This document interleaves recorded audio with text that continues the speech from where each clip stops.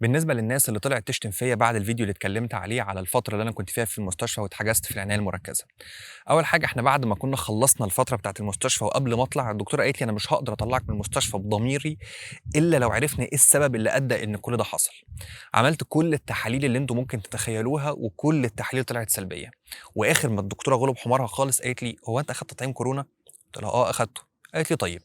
وأنا ما فهمتش الجملة دي إلا بعدها بشهور، وده اللي خلّاني أطلع أتكلّم دلوقتي بعد ما الموضوع حصل بأكتر من 7، 8 شهور، إن بدأت أربط التصريحات بتاع وزير الصحة الأمريكي اللي بيتكلّم فيها على الأضرار بتاعة التطعيم، واللي ذكر فيها الحالة اللي حصلت لي بالأخص وقال إن هي من الأعراض الجانبية بسبب التطعيم. الCDC والFDA طلعوا برضه بيتكلّموا على اللي حصل وبيربطوا العلاقة ما بين اللي حصل لي واللي حصل لكل الناس اللي زيي وما بين التطعيم.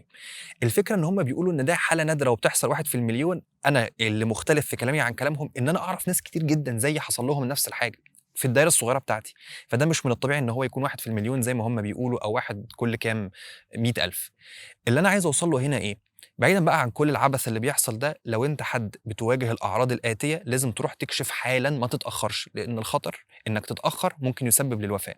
عندك مشكلة في النَفَس، كل ما تيجي تاخد نَفَسك بتحس إن أنت بتكح، صدرك منطقة صدرك دي طول الوقت تعبانة، الجزء الشمال من صدرك خاصةً ناحية القلب تعبان، تيجي تنام على جنبك تحس إن أنت مش قادر تنام على جنبك، قلبك بيدق بسرعة جامد جدًا، كل الأعراض دي أعراض تخلّيك تروح تكشف، اتطمن على نَفْسك. ربنا يحفظ الجميع.